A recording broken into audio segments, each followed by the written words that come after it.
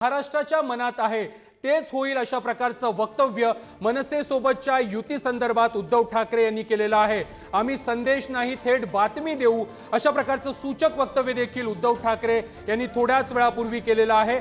मनसे सोबतच्या युतीच्या चर्चांवरती उद्धव ठाकरे यांनी हे सर्वात मोठं वक्तव्य केलेलं आहे। दोन्ही पक्ष हे सकारात्मक आहेत, त्यामुळे आम्ही संदेश नाही तर थेट बातमीच देऊ अशा प्रकारचं वक्तव्य काही वेळापूर्वी पत्रकार परिषदेमध्ये उद्धव ठाकरे यांनी केलेलं आहे। बघू ना, जे महाराष्ट्राच्या जनतेच्या मनात आहे ते होईल।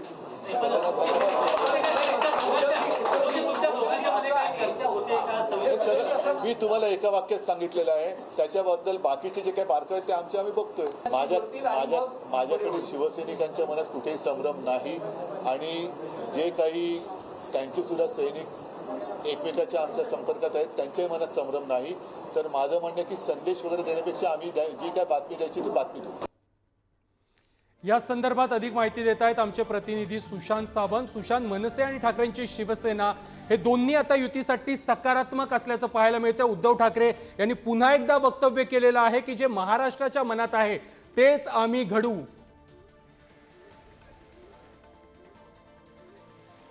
अगदी खरं आहे प्रथमेश, आपण जर बघितलं असेल तर याची सुरुवात खरं तर मनसे अध्यक्ष राज ठाकरे यांनी केली। मनसे अध्यक्ष राज ठाकरे यांनी एक मुलाखत दिली होती आणि त्यामध्ये एकत्र येण्याचे संकेत त्यांनी दिले होते। त्यानंतर अनेक नेत्यांनी वक्तव्य केली, मग उद्धव ठाकरेंचे शिवसेनेचे नेते असतील किंवा मनसेचे नेते असतील, त्यांनी देखील मनसे आणि शिवसेना उद्धव ठाकरेंची एकत्र यायला हवं असं विधानं केली होती। मात्र आता स्वतः उद्धव ठाकरे यांनी देखील मनसे आणि शिवसेना युतीचे संकेत दिलेत। आज पत्रकार परिषद त्यांनी मातोश्रीवर घेतली आणि या पत्रकार परिषदेत त्यांनी थेट सांगितलं की जे महाराष्ट्राच्या जनतेच्या मनात आहे तेच आहे आमच्या मनात आणि आम्ही तुम्हाला थेट बातमी देऊ। याचा अर्थ असा आहे की दोन्ही नेत्यांमध्ये कुठेतरी बोलणी सुरू आहेत। युतीसाठी दोन्ही नेत्यांकडून आता पुढाकार घेतला जात आहे असं बोललं जातंय। आता प्रत्यक्षात दोघे एकत्र कधी येत आहेत याची महाराष्ट्र आणि शिवसैनिक आणि मनसैनिक वाट बघतायत। मात्र उद्धव ठाकरेंचं हे वक्तव्य अतिशय महत्त्वाचं आहे। त्याचं प्रमुख कारण म्हणजे मुंबई महानगरपालिका निवडणुका आहेत।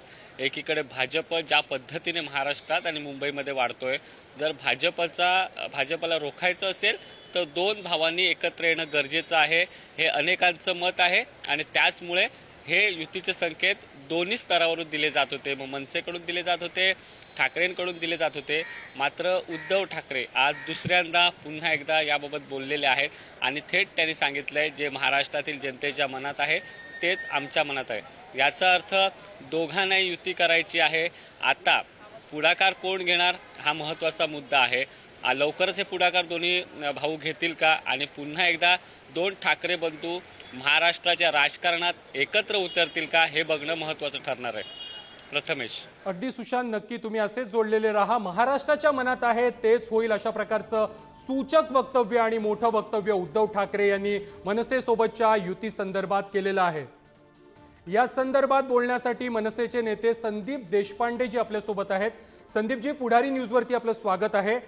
ठाकरे हे एकत्र यावेत, दोन्ही ठाकरे बंधू हे एकत्र यावेत, हे आतापर्यंत महाराष्ट्राच्या मनात होतं। महाराष्ट्रातील अनेक नेत्यांनी, अनेक पदाधिकाऱ्यांनी, सामान्य जनतेने देखील बोलून दाखवलेलं होतं। आता उद्धव ठाकरे देखील तेच म्हणतायत, महाराष्ट्राच्या जनतेच्या मनात जे आहे तेच घडेल।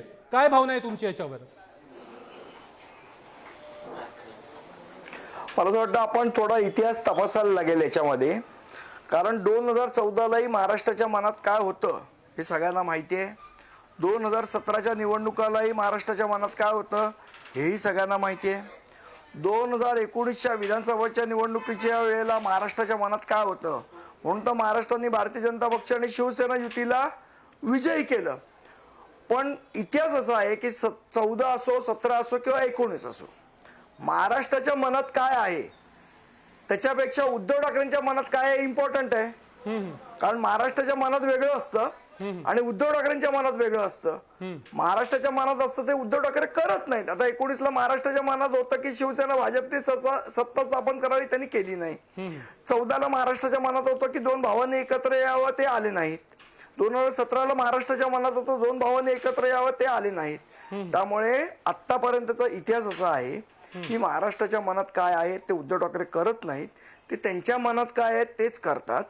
पण तरीही आज ते म्हणाले आम्ही थेट बातमी देऊ, तर त्या बातमीची वाट बघा तुम्ही आणि आम्हीही बघतो. अगदी संदीपजी, 2014 असेल किंवा 2017ला देखील असेच युतीचे प्रयत्न झालेले होते. 2014ला बाळा नांदगावकरांनी मातोश्रीवर जाऊन चर्चा करण्याचा प्रयत्न केलेला होता. काही काळ चर्चा देखील सुरू होती, मात्र ही चर्चा निवडणुकीच्या ऐन वेळेला फिसकटली. 2017ला देखील असेच टाळी देण्याचे प्रयत्न झाले. आता पुन्हा अशी चर्चा सुरू आहे. तुमचा ठाकरेंच्या शिवसेनेवरती विश्वास आहे का? मुळात असं आहे, आम्ही आमचं 2 वेळेला तोंड पोळल्या गेलेलं आहे आणि चांगलंच पोळल्या गेलेलं आहे. त्यामुळे आम्ही ताकही फुंकून पिणार आहोत. जोपर्यंत एखादा ठोस प्रस्ताव सन्माननीय राजसाहेबांकडे येत नाही तोपर्यंत त्याच्यावर निर्णय त्यांना घेता येणार नाही. ज्या वेळेला प्रस्ताव येईल त्यावेळेला योग्य असेल तो निर्णय राजसाहेब घेतील. अगदी अगदी संदीपजी, नाशिकमध्ये काल ठाकरेंची शिवसेना आणि मनसेचे कार्यकर्ते एकत्र आलेले होते. त्याचबरोबर कल्याण डोंबिवलीमध्ये देखील राजू पाटील आणि म्हात्रे यांनी एकत्र आंदोलन केल्याचं पाहायला मिळालेलं आहे. काल नाशिकमध्ये कार्यकर्ते अगदी एकमेकांना आलिंगन देत होते, मिठ्या मारत होते.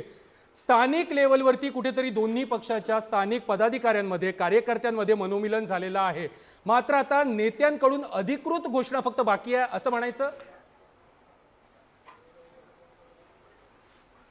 मला असं वाटतं की आपण खूप घाई करतोय कुठल्याही कन्क्लुजनवर जाण्याच्या आधी. शेवट कसं आहे, तुम्ही मी काही चर्चा केली. आता परवा संजय राऊत पण आमच्या पुस्तक प्रदर्शनाला आलेला, आम्ही मी एकमेकांना मिठ्या मारल्या म्हणून लगेच युती झाली नाही ना. खाली कोण काय करतं याला महत्व नाही. शेवट 2 भाऊ जे ठरवतील तेच होणार आहे आणि ते जे ठरवतील तेच आपल्याला करावं लागणार आहे. त्यामुळे जेव्हा ते 2 भावांना वाटेल ते ठरवतील त्यावेळेला उद्धव ठाकरे म्हणाले तसं ते बातमी देतील. त्या बातमीची वाट पाहूया. तुम्ही वाट बघा, मी वाट बघतोय. संदीपजी, तुम्ही आमच्यासोबत असेच जोडलेले राहा.